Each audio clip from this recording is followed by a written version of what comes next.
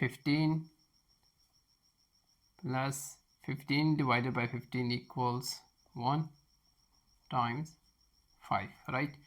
Now 15 plus 1 equals 16 times 5, right?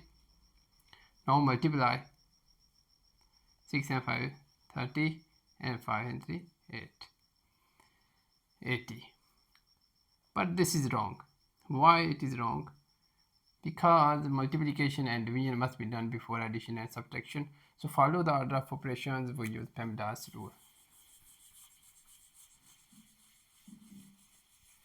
Addition and subtraction after multiplication and division, right?